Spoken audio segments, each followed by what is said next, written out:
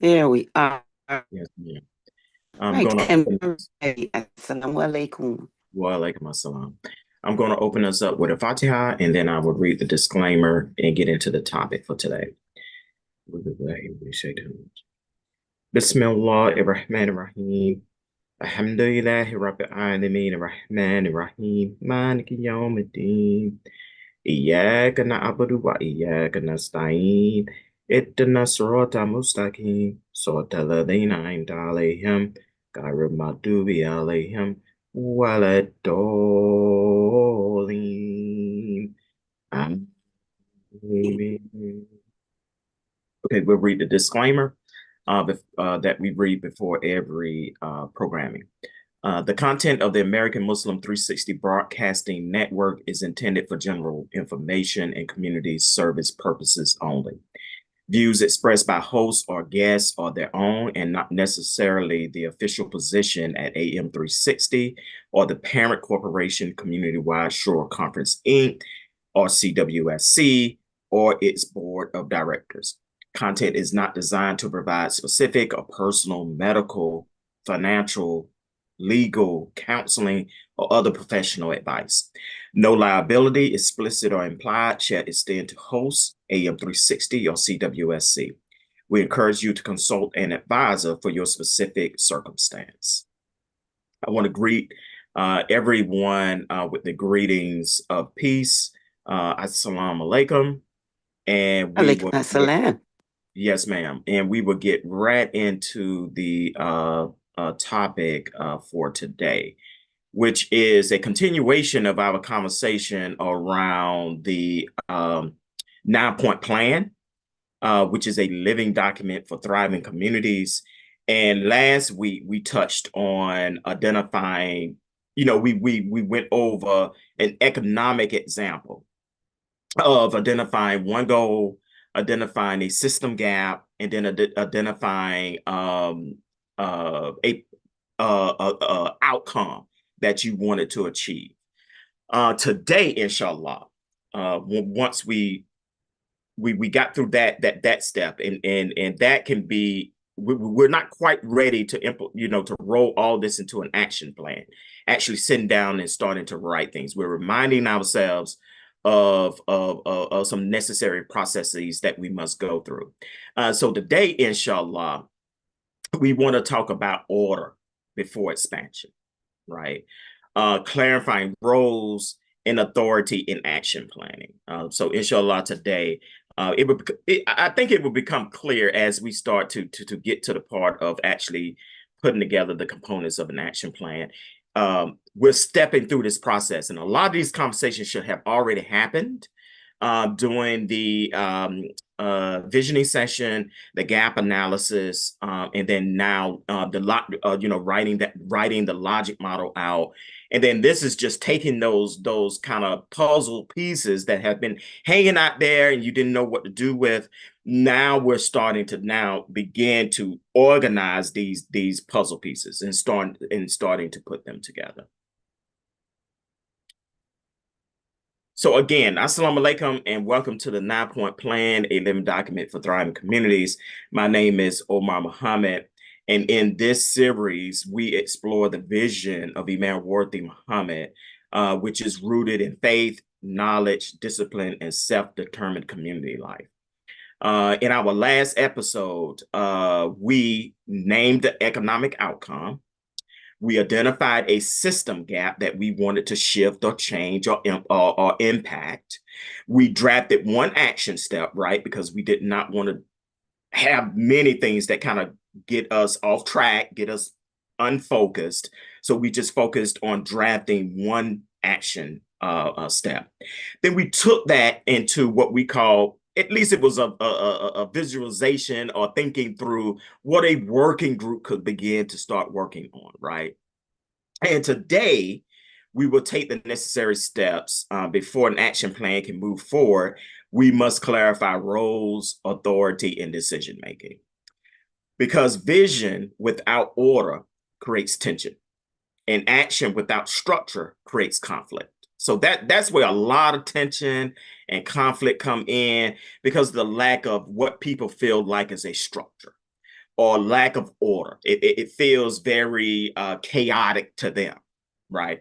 And these are valid feelings that people have. So we have to work through that, right? We have to have create a sense of order for people to be able to fully participate when we're really talking about shifting mindsets, shifting ideologies, shifting thinking, right? Particularly around what we're trying to address when it comes to action planning or system change. Really, a lot of this is system change, right? The mentality change. So people are going to put up resistance. They are going to find ways in which to hinder progress. So this step here is to help us to clarify those roles, clarify authority in decision-making processes that when we do not have that clarity, it does create that tension and conflict. So Imam Warith Deen Mohammed, may Allah be pleased with his words and his action, taught that leadership is community life, which is built on trust. And trust require clarity, right? The 9-point plan does not only call for economic independence, it calls for self-determined governance, which is orderly leadership rooted in justice, transparency, and responsibility. And everything that we have been talking about up to date has been about order, transparency, and being responsible for the resources and gifts that Allah has blessed all of us with. So before an action plan moves forward, there are three questions that we must ask. Who decides, who approves, and who is accountable? Right? These are usually the three questions where we we don't answer fully, and they tend to cause a lot of conflict in our discussions in our community. Who makes the decision? Who gets to review it and approve? And who ultimately who is accountable at the end?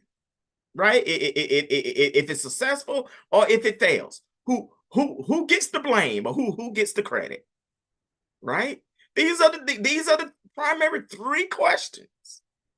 If you really look at the root of why we're disagreeing about something, it usually comes back to these three questions, right? For everything that we disagree.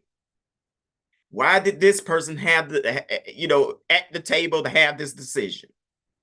Or why this group is involved to be able to have this decision, right? So I'm not gonna, kind of beat this horse a lot, because we're going to continue to talk about these kind of elements as we go through this episode. So many working groups, right? Could be because we're at the working group stage now, right? These are the people who are putting pen to paper, who are putting the rubber to the road. They're actually getting the work done, right? And within that working group, you're always going to have people who are not 100% confident in the process, right? And a lot of times we must have faith and we must trust the process. Although we don't understand it fully, we have to have trust in the process. And you're going to have those people who are on the working group who are not 100% confident in the process. That's why we talked about identifying those system gaps where things are not working, where they may be failing, where they may be falling short, right? So you can start to begin to shore up those processes. And this is the point of the conversation where we begin to have those kind of conversations. So a strong idea is drafted at this stage, at the working group, working committee, whatever name you want to use for it. This is where the strong ideas are drafted. Consensus seems to be present, right? It doesn't mean that you have 100% agreement, but we all can agree that this is a path forward that we can continue to work on or work towards. Is this within our bylaws, right? We have already had feedback loops. Does this align with the systems that we have in place? Does this align with the bylaws that we have adopted as a community? And if we do not have bylaws, this is a good place, right? To begin to now start working on those bylaws. This is where you're starting to identify these gaps. If our bylaws are falling short to address these concerns that are being brought up in the working group, this is a time to stop, reflect, and begin to adjust our bylaws.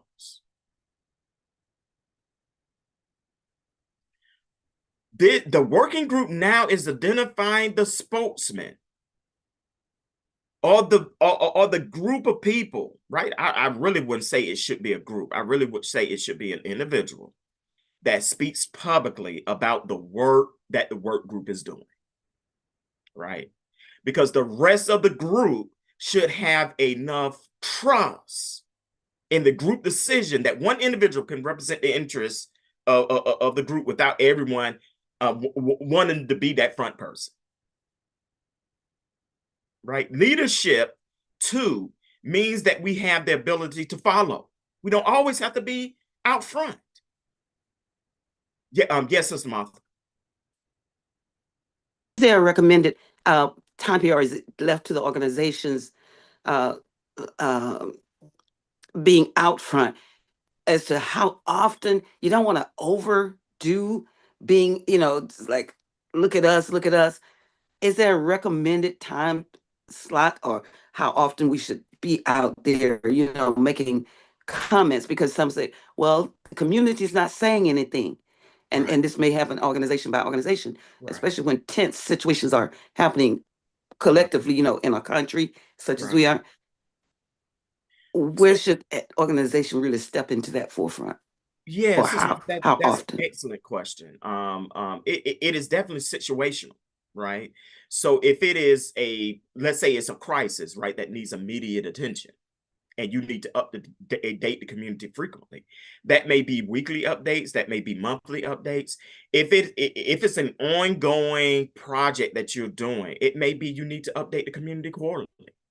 But there needs to be some cadence, right, of updating the community, and you need to stick with that cadence, right? And I agree with you, not overdoing it, because you want the update to be valuable to the person. You're sharing information that is new, that is something that you want their feedback on. So anytime you have something new that you want to share with the community, it's a good time to update the community. Anytime that you need their feedback, that's a good time to update the community. Particularly if it is something that needs your immediate attention, like a crisis or something like that, you may need more frequent updating of the community because you have a concern that needs immediate attention, right? So it is definitely situational, but under most normal circumstances, it is quarterly updates. Now, financial reporting needs to be done on a monthly basis. When it comes to your community, like the MASH did, financial reports need to be done on a monthly basis. If it's like an organization, like doing updates, you could do like a monthly newsletter that kind of update the community that way, but do like in-person or virtual updates. That could be like a quarterly kind of update that you do broadly to the community, where you're presenting new information, you want their feedback, etc. Thank you. Yes, ma'am. Okay, so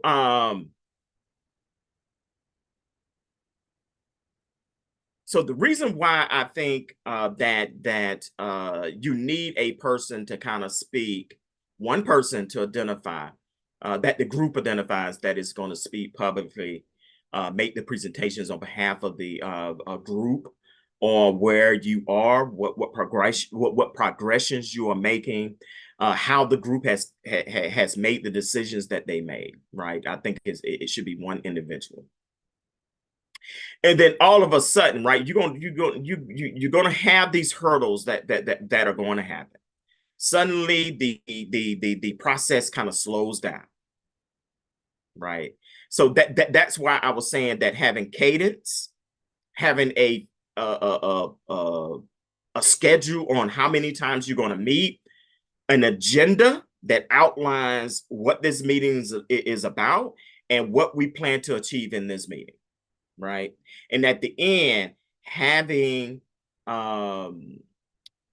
action steps that the group is to take or individuals to take, right? So it does not feel like we just met today to have this conversation and nothing really was this meeting wasn't productive, right? We have a lot of meetings like that, right?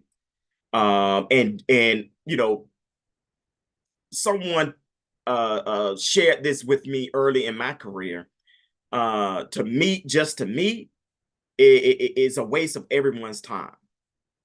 So when you're meeting, it should be you should be meeting about something significant to move progress, to progress or to move an agenda out, not just to meet because you want to meet. That frustrates people. It's a waste of their time.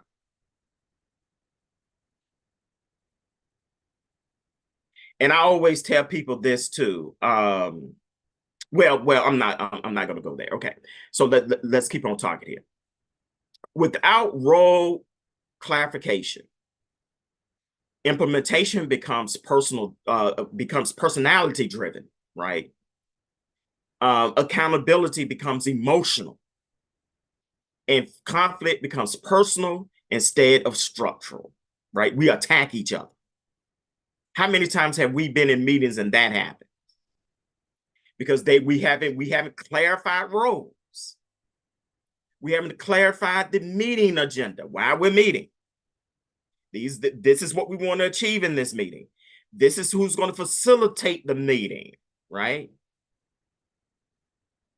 This is the spokesperson for the meeting and why they are the spokesperson for the meeting.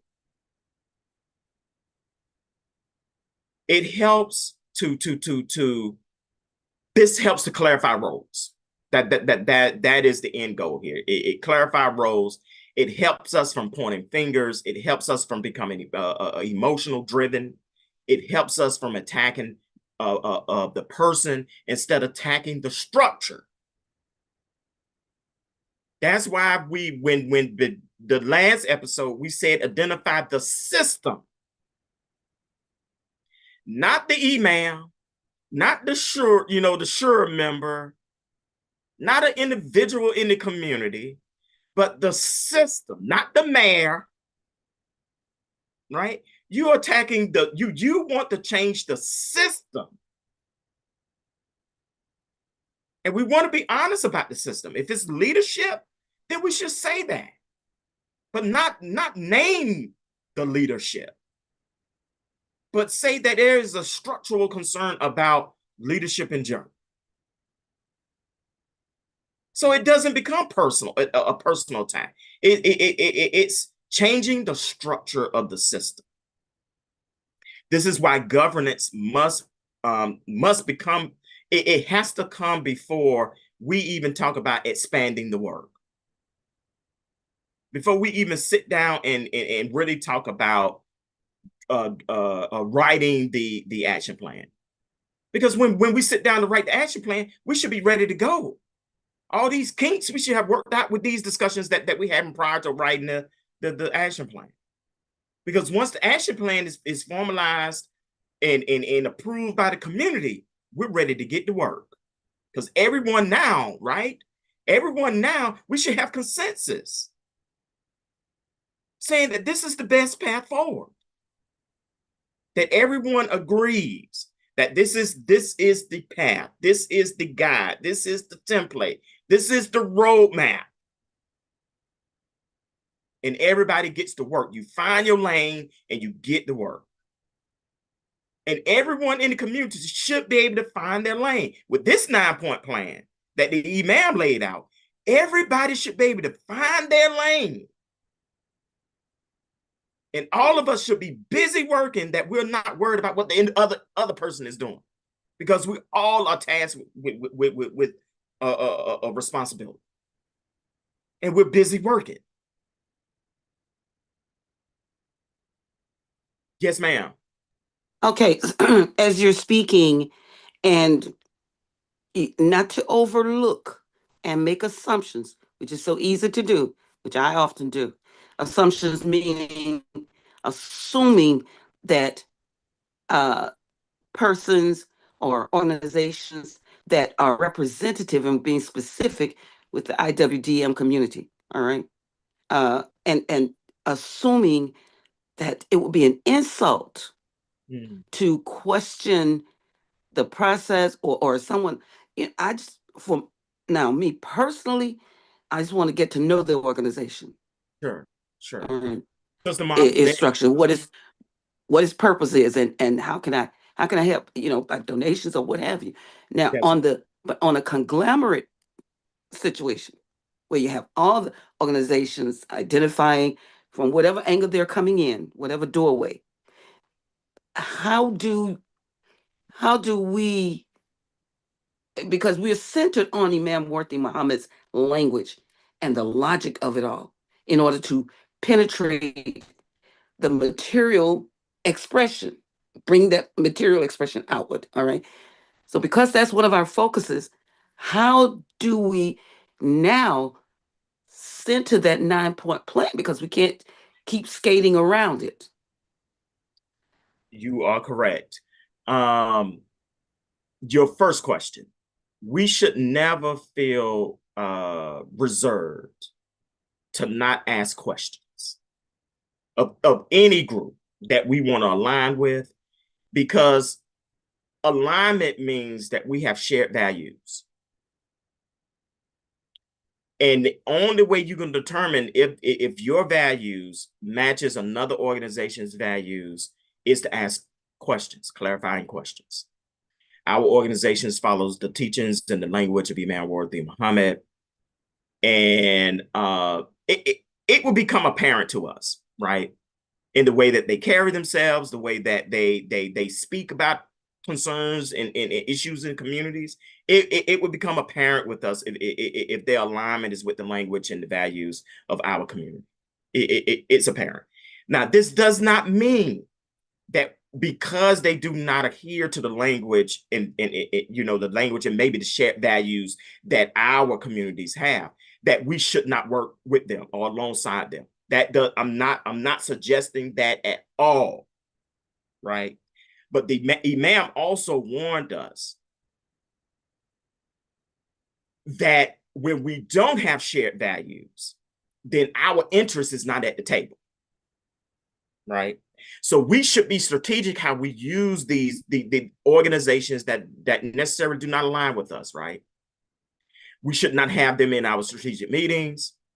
We should not have them in our meetings about how we go about organizing our masjid, right? They should not be in those meetings because they don't have shared values. But it does not mean that if there's an issue and concern in the community that we don't align and assist and help and push that agenda, right? Because we're also taught anything of good we can support. We can support it. But Sister Martha, ask the clarifying questions around, so that you have or we have a clear understanding of alignment of our shared values and goals. That is the ultimate, for me, that is the ultimate litmus test of why we work with organizations on strategic planning or strategic development or organizational development, right? Because you don't want the wolf sitting at the table while you strategizing, right? Doesn't I think you understand what I'm saying, Yes, sir. right? It makes sense. It makes sense even to say it, I mean, because they because can think about we're it, sitting in a right? group's presence, and we're assuming, all of us are having an assumption. And so, Yeah, alhamdulillah, and that's even qualifiable when we the what you just brought out, even when we have our whatever large events. that At is some correct. point, either at the I say at the beginning and at the end, it should be clarified that this is our goal, and at the end, this is our goal, and this is where we're continuing. That So is that correct. now everyone feels that connection. No, as we go back to our areas, we now go back with a fractured thought pattern That is of how correct. we're really And, connecting. and one quick question that you can ask to get at all that, Sister Martha, is just simply ask people, why are you in the room? Why are you in this conversation? Why is this important to you? That is one quick way that you can get to the why. Why am I in this room? Why am I in this space? Why is this topic important to me? So that's one survey. You were saying surveying. That's one strength that can be held at events. That recommendation. Okay, okay, I can see that as we move around the country, that Or will help change or help motivate or individuals that are not. Yeah. when you're planning or just having discussions about how do we tackle an issue, it is important to understand the why, right? I'm involved with something now where that question was not asked, right? Why do you want to serve on a community engagement council for the College of Charleston around the development of an African American burial ground, right? And we're 3 months into this process, and now all types of opposition is coming up, and that wasn't the purpose on why they established the community engagement council, right? And that was, if they would have asked me very early on, I would have told them, you need to ask people why. Why do you want to serve on the community engagement council? Why do you want to be in this space? What is your reason? Right? Because many of them approached the community engagement council as a way of stopping the project, and it was never established to do that. See, that's what I'm talking about. See, that was just one real world example of why it is important to ask why. What is your why? Yes, brother Ishmael, I see your hand raised. Assalamu alaikum. Alaikum assalam to everyone. Yeah, that's you're putting some very important information out, in my opinion. I just had an example a couple of weeks ago where I'm working with another group, and they told me they're 501c3. They've been doing this and that, and I asked them, I couldn't find them, and I asked them for their EIN, and come to find out, since 2019 they haven't had it. So now they have to go and get that re-registered, and just simple things like that. And it's not that I don't trust them, but to trust but verify. I've always been like that. Yes. Trust but verify. So I agree. And just I was talking with some elders, and that's what happened back in the past. A lot of these temples and mosques were operating as a 501c3, but they never did the paperwork. Then it Yeah, came back. exactly. And Exactly. I'll stop there. Thank you. Yes, sir. I mean, that is so important to do due diligence, right? Because that can get you caught up in a lot of headaches that you really do not want to deal with. And depending on the type of work that you're going to do, that structure is important, right? And we just need to recognize, I think I said this one episode before. Good intentions is good, but knowledge supersedes that good intention. You know what I mean? And that's just one example, Brother Ishmael, that you pointed out about the lack of understanding of the necessary filings that are required to be a 501c3. Not only the initial filing to get the 501c3, but to maintain, right? The 990s, the responsibility to the state to record, to submit your financials to the state on an annual basis, right? And the threshold, the monetary thresholds for the different types of 990s, right? There's three types of 990s. There's the 90 EZ, which is if you do not bring in more than 50,000, you can do that 990 EZ. Then there's the 990N. And then there's the full 990, right? And each one of them have a monetary threshold. And if you go 3 years without filing either one of those based on the amount of funds that you bring in, your 501c3 can be rescinded, meaning that you have to go through the process all again and resubmit. So this is why it's important. And really, those kind of failures fall on the board, because the board has fiduciary responsibility. Like I said before, fiduciary does not mean monetary. It does include monetary, but it also means how that organization is ran and function. It is the role and responsibility of the board members to ensure that those 990s are filed, that the organization is governed correctly, that they're in a strong financial position, also meaning that they do the fundraising. That's why when people ask me to serve on boards, I have stopped serving on nonprofit boards. One, it is a lot of work. And two, people just don't want to do what is necessary, that is required of board members. They really don't. This is serious business when we say that we want to be a 501c3 organization, when we want to be a structured organization. This is serious business. And we are blessed to have the language of the Imam, because he outlined this process for us. Governance. This is all part of governance. How you structure your organization, it falls within certain governance frameworks.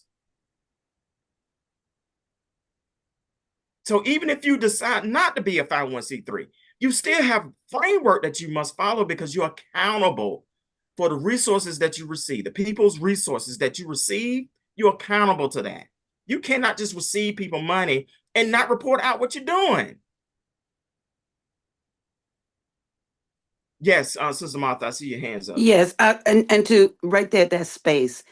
Um, Once it's occurred, a lot of embarrassment comes, but being honest enough to let the donors know, regardless of the pitfall of how it happened. The point is, it's a collective responsibility, and we've experienced it. We're experiencing it. An oversight, yes. An assumption, yes. Doesn't matter. You still come back to the reality. Is okay. Get the ship back right. One question in that is, uh, and now it's eluding me. I'll stop right there because time wise, I want to keep being informed. Thank Sure. you. Yeah, thank you, Sister Martha. I mean, yes, we all have been there. I have been part of organization that lost their 501c3s, right? Oh, I apologize. I know what. Sometimes well, let me just put it this. Sometimes perhaps individuals get on boards for their resume build up. I didn't know that at first. Yep. Okay, I'll stop right there. Yep. That happens a lot. We call it stepping stone, right? They use the board, they use the organization because the organization is well known and what neighborhood, regionally they're known. So they want to serve on the board, but do not have like not the capacity, but the skill sets that the board needs. One of the things that we did as a board is every year we would have a board retreat. And at that board retreat, the board retreat included, of course, the business of the organization, but it also included training, right? And the board retreat was over, 2 days. We used to have like a day, at minimum, a day and a half. But if we could get away with 2 days, we would do a 2-day board retreat. And usually, if you can afford it, right, and you do this until you can afford to do a board retreat. Board retreats should not be held where you normally do your business. Should be held outside of where you normally do your business, right? If you can afford to go somewhere and host a board retreat, you should do that, right? And there are grant dollars out there for board development, and you can get grant dollars for board development to cover board retreats and include training in those board retreats. There's funding out there to do that, right? There is funding to help you do analysis of your organization, right? To be able to determine where you're falling short as an organization, what processes and procedures are not working, right? When you recruit someone on your board, you should be looking for board members to fill skill gaps. Not because I know this individual, not because and you should have an application, right? An application that they need to fill out that the whole board looks at and review. And there should be a skills assessment of the current board, right?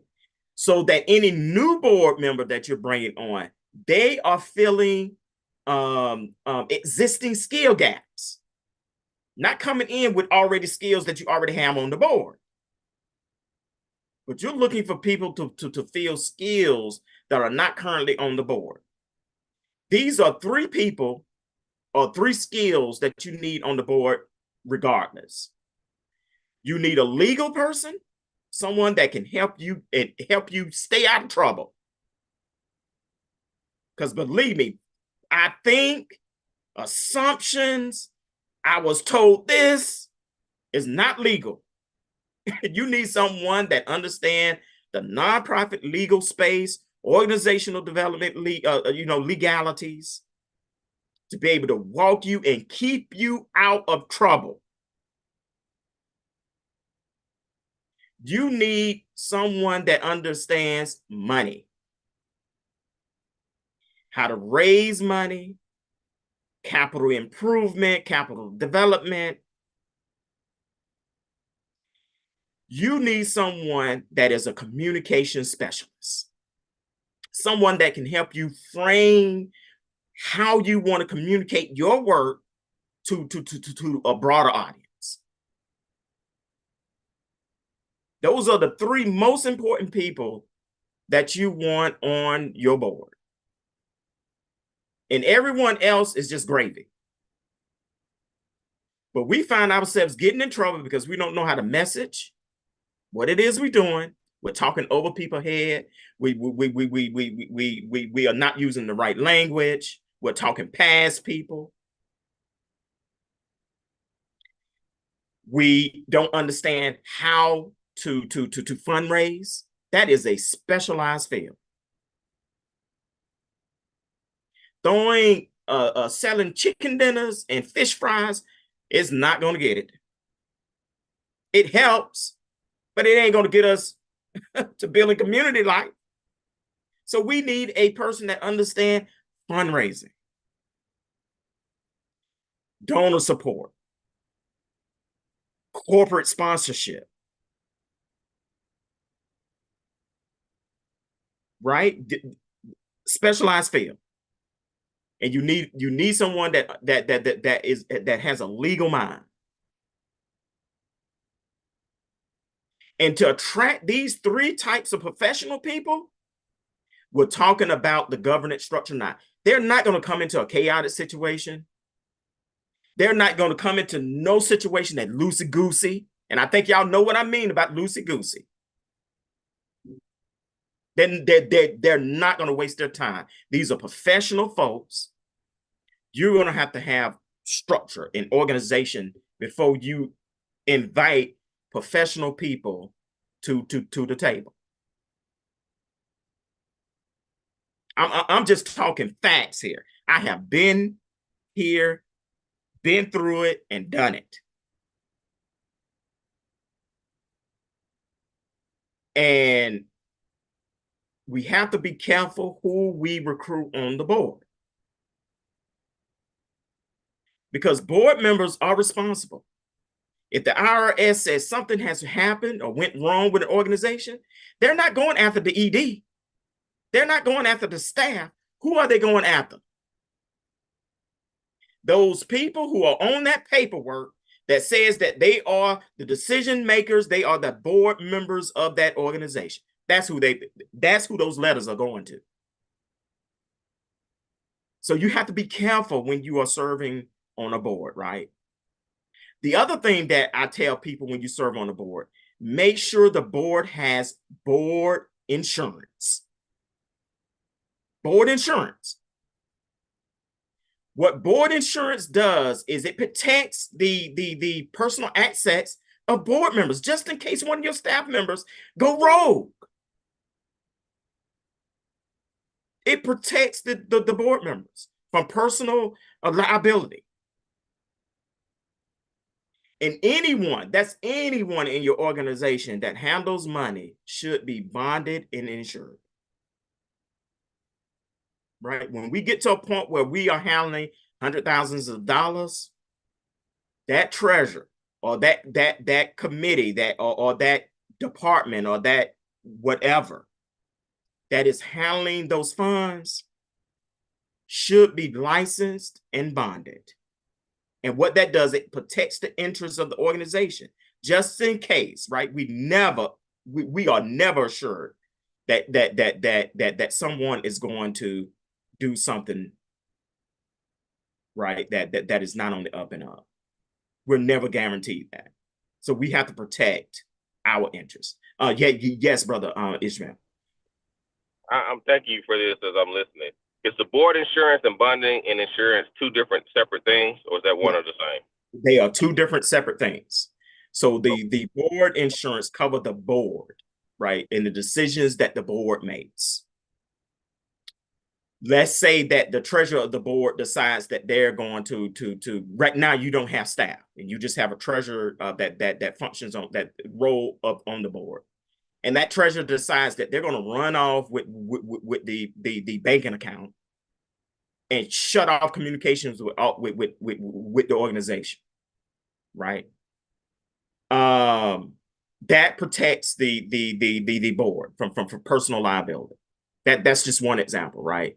The bonding and the insurance of the person that manages the financial account, like the treasurer. Let's say that you have a CFO of your organization. That individual needs to be bonded and insured, right? Let's say that your organization get a $20 million grant, which is feasible. We can never say that can't happen. A $20 million grant coming to your organization, and this person decides that they're going to cipher all $5 million of that, right? That bond and that insurance cover that, right? You should have bonding and insurance to cover what is the financials of your organization. So if you're raising $150,000 a year, you should have bonding insurance that covers that, right? Or exceeds that a little bit, right?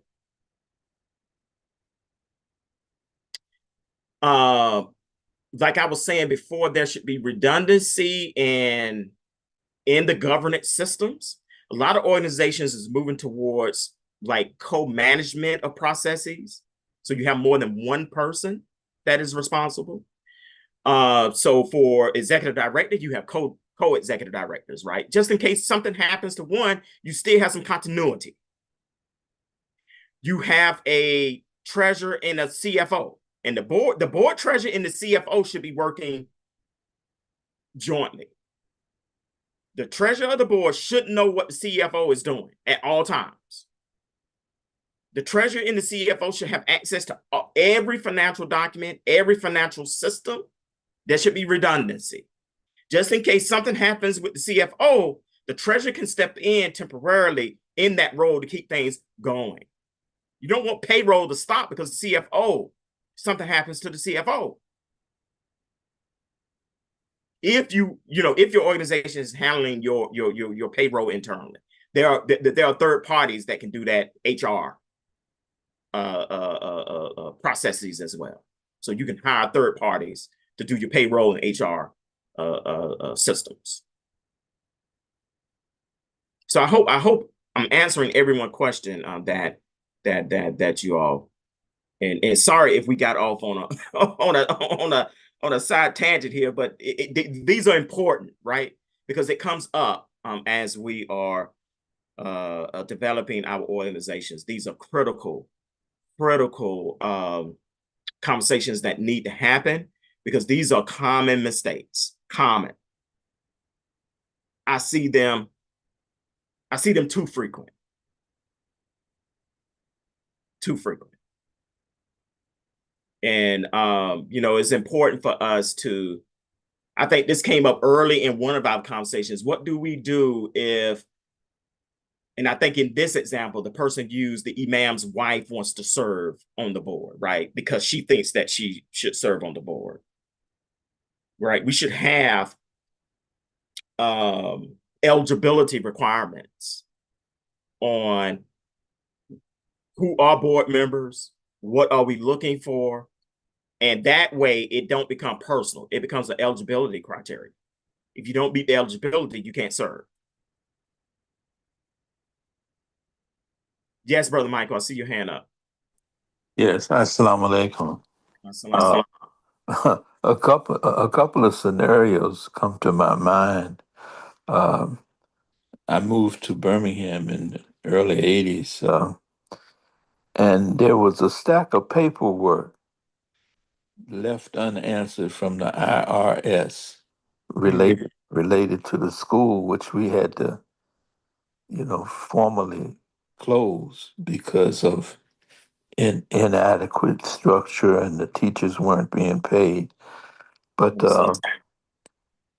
so when I got there, the first job was to go to the IRS and communicate with them and let them know exactly where we were, that the school was closed and so forth.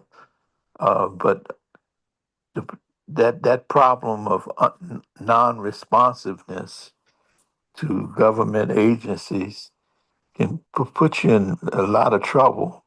Sure. And we found out that they owed us money.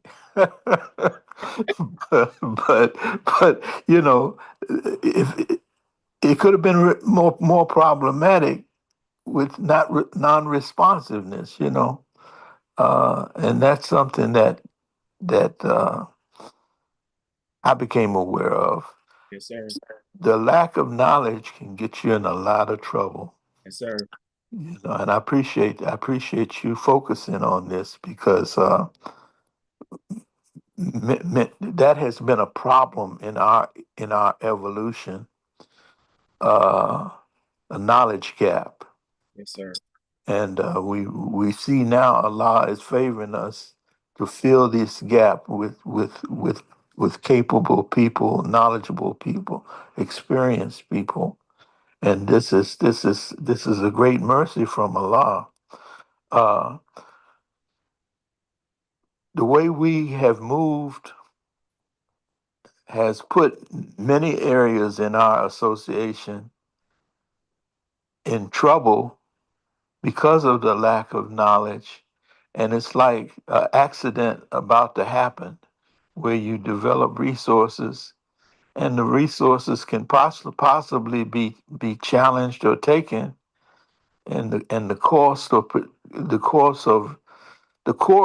of responding, it's just like what we see President Trump doing. You take a person to court, that's resources that have to be spent, and that's a strategy amongst, Right. that's a strategy. This administration, and I'm just going to say this last point. This administration, the leader had been known to be a scammer. Have small businesses that worked for him. You want your money, take me to court. That's right. Yeah. And I'll stop there. Yes, sir. Yes, sir. I mean, you're hitting on that moral leadership aspect that the 9 point plan talks about, being, having morally grounded attributes, characteristics characteristics of our leadership that grounds us. And like I said before, although we can work on our knowledge, right? We can work on our knowledge, but in the absence of God in our life, we find ourselves in a moral decline that we just have and that's what we're witnessing here is a moral decline and absence of God in the presence of people's lives, in leadership, in the world. It's just not here in the United States, but across the world, we're seeing collapses of leadership because of the absence of God that is directing their life. And when we remove God from everything that we do, God is in everything that we do. And when we overlook that, when we remove that,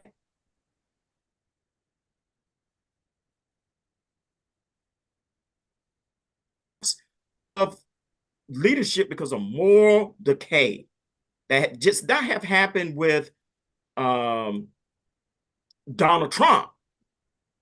This has happened across the board with many leadership across this society. Yes, Brother Michael, I see your hand up. Yes, this is something directly related to our association. The CPC, I sat in a meeting where Imam Mohammed announced that he was going to change the operations because he found out that his son Muhammad uh, was receiving Social Security, and he found out that money could not just be spent any kind of way. It had to be directly related to the support of his son. And so he understood now that there were followers connected with sending CPC monies that were sending Social Security monies, and he saw that this could be a problem up the road.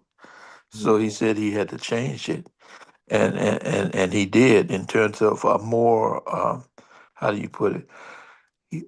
I would say a structure of trust rather than legality.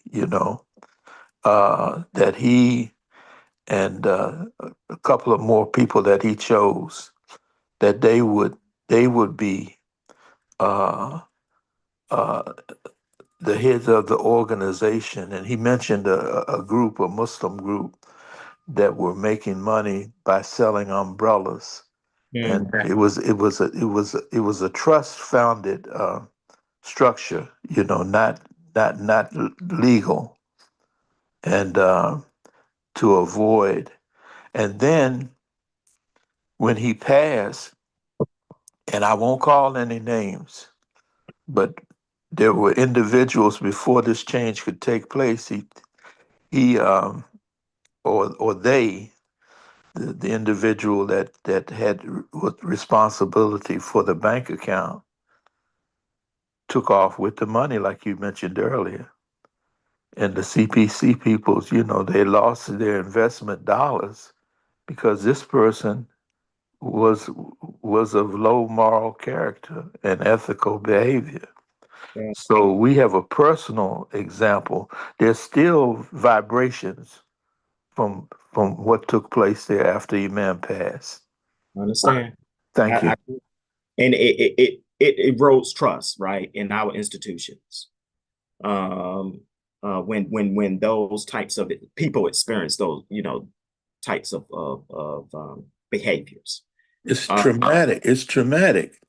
It is because this is not a wealthy community, right? We do have individuals that are can be considered high wealth individuals, right? Yeah, yeah. But overall, our community is not a wealthy community. And they had a level of trust in Imam Muhammad that when he said, action was taken. right? And people will take their last dollars, their to support the effort of Imam Muhammad. That's right. And for people to, take advantage of that, eroded that level of trust in our community, and we are fighting our way out of that, That's right. out of that distrust, right? Anytime that I have conversations around collective power buying, the first thing that comes up is Amway and CPC. Those Yeah. are the first things. AMCOP. Yeah, AMCOP. That is, yes, AMCOP and CPC. Those are the first things that come up. A lot of people were burned. That's right. And anytime, and for us, for our community, collective buying has always worked for us. And I think that is the future too. Pooling our resources together and going after economic opportunity as a collective. I see that as the future as well. But we're working ourselves out of institutional mistrust, Yes, sir. which is a hurdle, to our economic development as a community, a community-wide effort. Yes. Oh, it's not Sister Martha. No, no, assalamu alaikum. William Alaikum Kareem. assalam. I didn't know whether I should put my name up, but I just have a question regarding that. Was there any consequence for the person or persons that actually uh um took advantage of that situation of AMCOP and CPC? Brother Michael. Not that I know of, no, sir. Um, uh, again, lack of knowledge, how to demand accountability. And this is what I see men and women like brother Muhammad here being necessary. We have to know how to protect our resources, and we've got more qualified people to show us how to protect ourselves. Or utilize. They know that we need to go to lawyers, as he mentioned, for legal advice to stay out of trouble. Yeah, we know something else though, Brother Michael, because I'm telling you where it would have never happened. It would have never happened in the Nation of Islam. Never. Well, Because there was a lot of theft, and there we was a didn't go lot of to the theft, and lawyers. there We was a didn't go lot to of the theft. lawyers. We There was had a lot people of who would theft in the take care Nation of of those Islam. circumstances and situations. There was a lot of theft in the Nation of Islam because, again, we trusted and we didn't know, you know, and Yeah, but there was a lot. we were There were more a of a. lot. See, you say that there was a lot of theft, but what was recorded was that there was a lot of progress that was made by the people who gave the money to the Nation of Islam under the Honorable Master Elijah Muhammad. And so much so that when he passed, he had a number two poor that was worth millions of dollars that had been accumulated by the believers that was in the organization. And whenever there were people that came against the Nation of Islam, I know of one particular situation, and there were many, but I know one particular situation where the fish truck was stolen, and the lieutenants and the captains went and got the fish truck back from who stole it. We don't have that type of situation. We go to lawyers and all the rest of that, and people don't, it if it would have been a situation where those people took the money and then there was a punishment that came, there was an accountability that came from that, it would be different. But right now we're in a situation where, the way that the results is, the collecting of the money and things like that, and then people can take it and there's no consequence for the people who do our community an injustice. Thank you. Okay, well, I'm aware, and I know Thank you. there are others who are aware that Imam Muhammad exposed that that that uh, that the conditions that we were under. He gave talks, more than one talk, about how We had officials. In fact, he talked about when he got out of jail for being a selective service, refusing to selective service. He talked about how his brothers came to him. They came to get him, and he said, well, we're broke. The nation is broke because monies were being siphoned off. We were a cash flow business. We dealt with a lot of cash, Yeah. and Brother monies were Michael. being siphoned off. And I'm gonna stop with that. Yes, sir. So Brother Michael and I did not get the other brother's name. This is a William, good William Kareem. Imam Kareem. This is a good discussion. And it just brings to light for us as we begin to think about organizational structure. It could be within the masjid or even outside of the masjid.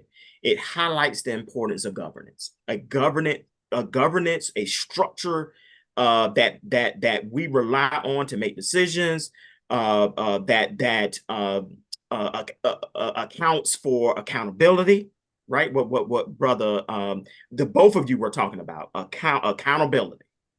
A governance structure allows for that to occur.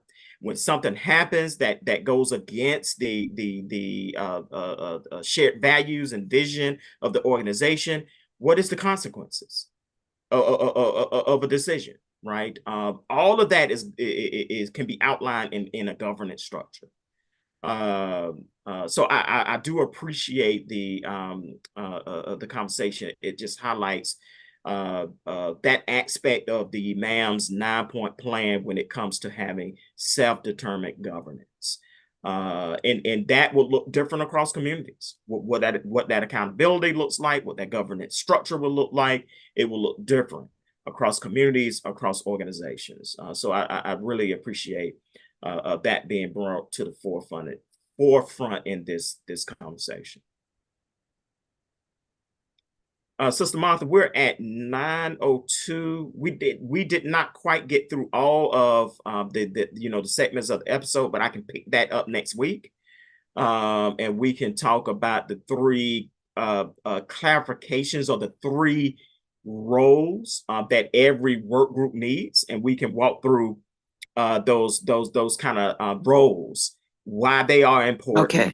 and how they function within the working group, right? To start to frame an action plan. Okay. Alhamdulillah. Alhamdulillah. Thank you so very, very much.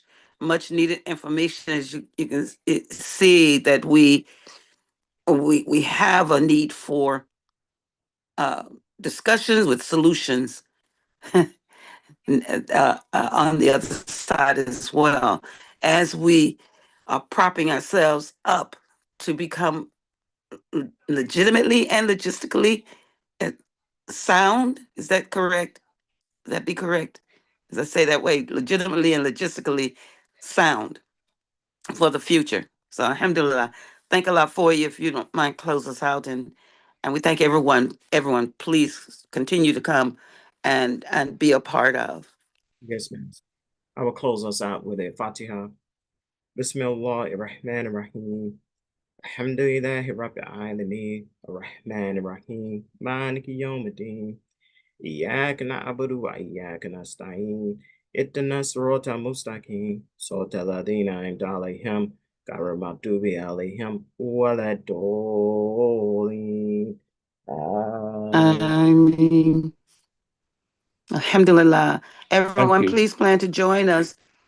Immediately, we collaborate with a New Day for Al Islam Community Radio, which is 10 to 1 p.m., 10 a.m. to 1 p.m. Eastern Standard Time. That's number 971 379 9162. And then at 5 p.m., we come back here to American Muslim 360 for Halal Industries Do for Self. Imam Wali Ayub Bilal and team, James Bashir, Nate Muhammad, Brian Ali, and Imam Wali Ayub Bilal's wife, Sherry Bilal. And then we, at 7 p.m., our CEO of American Muslim 360 presents Narrative Aspirations. That's Khalida Akbar. Narrative Aspirations from 7 to 9 p.m. Co-hosting with her is Mahassan Abdul Salam and Imam Shahid Abdullah. I should say facilitators with her are those two, Mahassan Abdul Salam and Imam Shahid Abdullah. Thank you, everyone. Thank you and thank you. And please go to YouTube and subscribe for American Muslim 360 daily broadcasts, as well as on Facebook for that which is there right now, as we're increasing in our being